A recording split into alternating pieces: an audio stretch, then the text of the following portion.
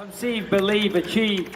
This is former UFC middleweight champion of the world, Michael Bisping. Paddy the Baddy here. You're listening to Combat Sports UK. And you're watching Combat Sports UK. Lewis Glover for Combat Sports UK here with UFC lightweight and victorious debutant, Chris the Problem Duncan. What's going on, man? Not much, mate. Just chillaxing in my bed, enjoying the win, relaxing, eating Nando's. You know the score.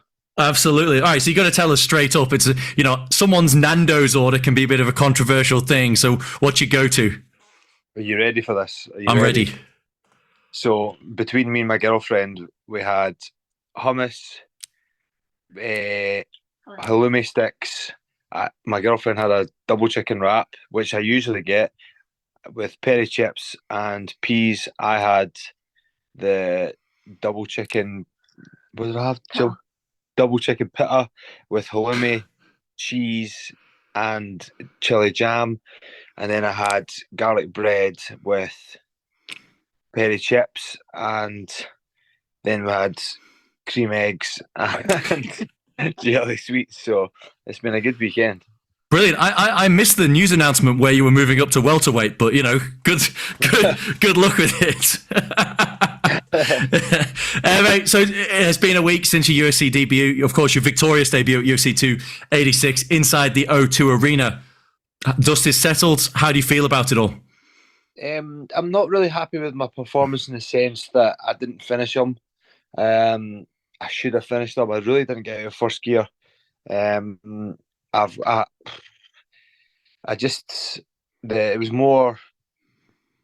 This win was more for my family than anything else. I had to make sure I can provide for them. So I did play it safe, probably a little bit safer than I usually would. So other than that, I've conquered a few demons in regards to like how I think I can perform in there. I didn't think I would be able to wrestle as well as I did. I absolutely outclassed him in the wrestling. Obviously, we know he's not a wrestler, but the guy barely tried to get up. So the route to victory was pretty easy to establish, especially after the second round. It was like, oh, this guy's easy, Other than the scoring, we're pretty good. That 30-27. Turns out, I don't know if you heard, but it turned out it's Michael Figlak's coach, my previous opponent. So, a bit spooky if you ask me. Yeah, I actually just saw you posted that on your Instagram, and you know what? I was gonna bring up scoring and judging later on, but we're there now, so let's talk about it because it wasn't the only questionable scorecard he probably had that night. And overall, the state of judging seems to be a constant topic in the UFC. I'm not sure if you had an opportunity to watch the main event from the card last night, but some judge somehow gave Chito Vera the win, despite it being a clear 50-45 for Mr. Sandhagen. So, yeah, tell us as a fighter, from your perspective, how concerning is that? Because you talked about providing for your family, and we know that win bonuses often is equal to your show money as well. So, from a fighter's perspective, just talk to us a little bit about that, because I'm sure it's on your mind. Well, if I lost that fight, I'd be back at work already. It's a tough old game. It's a cutthroat business. So, guys like that should be blacklisted. I just put a post up there saying he should be blacklisted because now that I've brought it to light, there's a lot of stuff coming through the grapevine, that obviously he's fucked up a couple of people's lives, and like Marvin Vittori, I know he'll be pretty well off. Like I say, well off. He's probably not a millionaire, but he's certainly not in the situation that I'm in, that I need to worry about buying socks and pants for myself. Like, he's certainly not doing that. He's walking about in Stone Island gear and stuff like that. So he's not in the same position as I'm in. So maybe that wouldn't affect him as much, but he probably would have lost more money in regards to his show money and win money. But he definitely does this full time, whereas that was kind of break the bank for me, that fight. I was either I win that fight or I lose that fight and I have to go back to work. Whereas now that I'm not relying on work itself to fuel the bills and put food on the table for my children. It's such a catch-22 because I assume along with the let's call it the financial relief that provides for you and your family, you can now dedicate more of yourself to training as a full-time professional athlete. And so hopefully, your performances will improve. You continue to grow and develop as a fighter. But it must become much harder when those when those win bonuses aren't coming through and you get stuck in a bit of a cycle. Yeah, that's kind of why I played it safe in the sense that I didn't play it safe like properly. I didn't. It wasn't in my intention, but throughout the fight camp, it was the main topic for me. Was like, man, I need to win this fight, or I need to go back to work, which I don't want to do. So the clear path to victory was definitely through the grappling, and I was very fortunate to have Robert Whiteford in my corner to say, "What the fuck are you doing? Don't give this guy a chance. Like, just out grapple him, get the money in your hip, and move on to the next one. Throw down with the next guy." So that's what I'll do. That's it. I mean, at the end of the day, you got the win. That's all that matters. And I'm sure it was part of your game plan that you and your coaches developed together over in Florida, because it was a clear advantage that you had in the fight for anyone to see. Oh, totally, mate. The guy didn't expect it either, and a lot of the guys, like everybody, was like, "Oh, he's doing really good to check your kicks." The game plan, like if anybody knows MMA. An MMA stance is quite staggered and wide. It's very difficult to check kicks, but we knew that he was good at checking kicks, so we pressured him against the fence through the low kicks. And what that does is it brings his feet together, so he has to check the kicks, and it made it much easier for me to get on that double leg. So I've got a couple of sore shins, but everybody's like messaging me saying, "How's your calf?" Like, he only kicked me a couple of times in the calf. I'm not made of fucking chocolate. Like, Jesus, he when I stepped forward, he kicked my leg out from me. Like, Jesus, like, everybody thinks I'm like smashed up. I'm not smashed up. The guy kicked me three times in the calf. Like, jeez, I'm from fucking Scotland. I'm not from fucking wherever you think, like Willy Wonka's chocolate factory. Might look like it the now with my big fat face, but yeah, still got a bit of cream egg there. So who knows? Maybe you have been to the chocolate. I'm only messing. That's my mustache.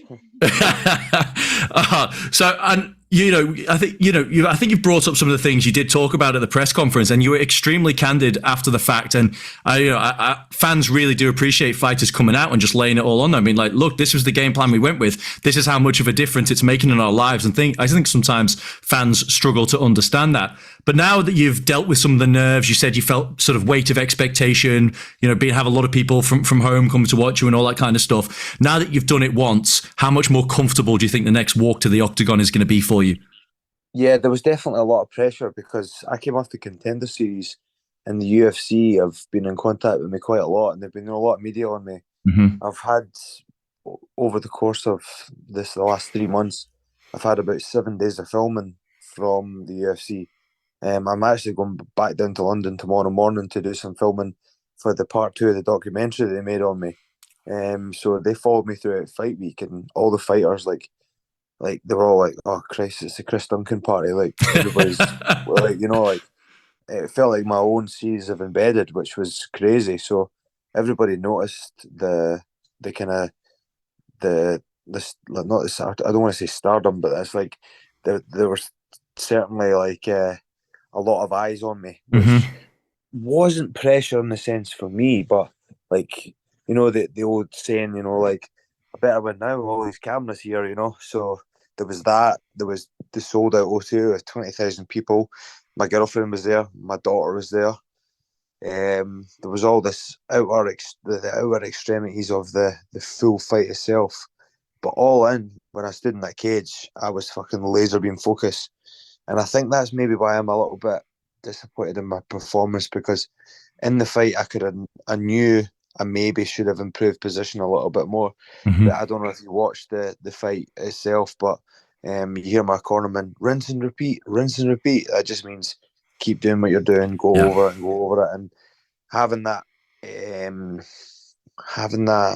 experience in my corner got me the win. And hey, the money went in my bank account Tuesday. That must have felt good seeing that deposit hit. Yeah, it's pretty good. I'm not going to lie. So it definitely takes the pressure off a little bit. As I say, work is not going to be like PT isn't going to be my first line of work. So silly things like even like I was in the hospital, just I've injured my thumb a little bit too, just from the fight. I thought, do you know what? I'm going to go get this checked out just in case, because I kind of want to get in there quite quick again. Hmm. So they were like, "What's your occupation?" And I was like, "Athlete." So That's shit like that, because yeah. previously I would say personal trainer. So now Hmm. I'm saying athlete. And they were like, "Oh, what kind of athlete?" And I was like, "Oh, I'm a fighter." And then I really should just say I do cage fighting straight off the bat because then they would get it. But I go, "Oh, it's like I went athlete," and they were, "What'd you do?" And I said, "I'm a fighter." And then they were like, "What kind of fighting?" And they were like, "Are you a boxer?" I was like, "No, I do UFC." And then they're like, "What's that?" And I'm like, "Cage fighting." So I should have just said cage fighting, and we would have got it fucking off. I love it. I just want to go back. You said you had your girlfriend there and also your daughter. Was that the first time your daughter had been to see you fight in person, or she's done that before?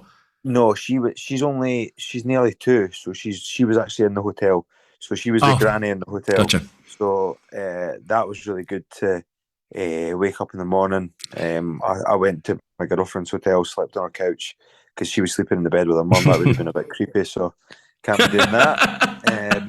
So I woke up in the morning to put a pattern on her feet coming through to see me. So it was great. It's fatherhood's definitely, like I actually, I don't know if you asked me this question, but a lot of guys have interviewed me in the past and said, has fatherhood changed you a little bit? It's not changed me in the sense like, oh, there's my daughter up now, she's green. Jesus, that's right on the moment. Ears are burning. Um, uh, so it's not changed me in the sense that, like as a person or that, but mate, it's made me into a big softie. I came back from the airport the other day and I was in Stansted Airport and there was 15, 20 people asking me for pictures in the line to Edinburgh. And then my daughter went over to another wee girl and started playing with her and turns out her name was Summer as well. And then my daughter gave her a cuddle and I just burst into tears. It was just absolutely diabolical. No, that's a really sweet story, and Yeah, turns out you can be hard as nails, cage fight for a living, and have a heart and some emotions as well. That's yeah, yeah, yeah. definitely. That's really nice. You said you wanted to get back in there quickly. The rumor mill is absolutely flying with the UFC's potential return to London, potentially Yeah, with Tom Aspinall headlining that card. I assume if that's the case, you'll be getting your manager to push hard for you to get back down the O2. of course, mate. Of course, that'd be absolutely fantastic. Yeah. And would you have any names in mind? Would you like Figlak back now? Since he pulled out, if he's ready to go. I'm not sure I how don't. severe his injury was. I don't think he's going to be. I don't think he'll be ready. I think he had quite a bad ACL tear, but definitely, Ah, like obviously, I signed a contract for that fight, so that's definitely a good one. Two people that kind of spring to mind. A guy that just pulled out. He had a pull out on Saturday night. There, his name's Trey Ogden. mm-hmm. Another guy as well. I'd like to fight. He's also been in London before, which is, he's got a little bit of height behind him. His name is Jordan Levitt. I'd like to fight him. Yeah, yeah. So Trey Ogden or Jordan Levitt, two guys that kind of spring to mind. Good all rounders. Jordan Levitt's got a bit more of a grappling pedigree, so test it out. Yeah, both sound like excellent names for a potential matchup. Chris, I got one more question for you, and I'll leave you to unwind and enjoy your Sunday night. Over the weekend, Donald Cowboy Cerrone was inducted into the UFC Hall of Fame, or at least announced that he will be inducted into the UFC Hall of Fame. And I saw you put something on your Instagram to the effect of who's your favorite fighter or something like that. Just talk to us a little bit about what Cowboy has meant to you as a fighter, someone to look up with, and someone hopefully that whose success you'll be able to emulate moving forward.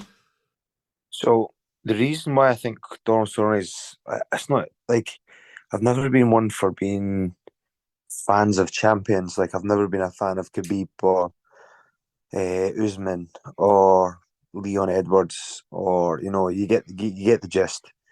I've always kind of liked these outlying people like Justin Gaethje and Donald Cerrone. The reason why I like Donald Cerrone so much is a kind of a background story. So back before I started fighting, it may have been about think it would have been about 14, 15, in high school. And I remember like I was a bit overweight and I used to get picked on for it a little bit. So in my mind, I was like, you know what, I'm going to get fit and lose a bit of weight. So I had a brand new TV in my room and I put a sticker on the red light on the button that I could see as I went into my room. When I went to turn the telly on, that would remind me, when you're watching TV, do 100 squats, 100 sit-ups, 100 press-ups. And I would do that over and over again. And when I was doing that, I was flicking through the channels and I clicked on, and it was WEC at the time. And I remember seeing Donald Cerrone fighting on WEC. And I'm like, I like this guy. Like, what the hell is this on TV? What is this? And I was like, I'd love to do that, like fighting like that. And then I used to make sure I went into I would always watch, obviously, the WEC. And that's like how I've kind of got introduced to Don Cerrone. So, and I obviously like Don Cerrone because he's not just a good fighter, he's a great dad, a good role model, you know, all that sort of stuff. So, yeah, that's kind of why I'm a kind of Don Cerrone fan. Brilliant. That's a really, really cool story. And we'll wrap it up there, Chris. Thank you so much for your time as always. Really appreciate it. And we look forward to seeing you back inside the octagon very, very soon. Have a good night, mate. Take care. Thank you, mate. You too. Cheers now.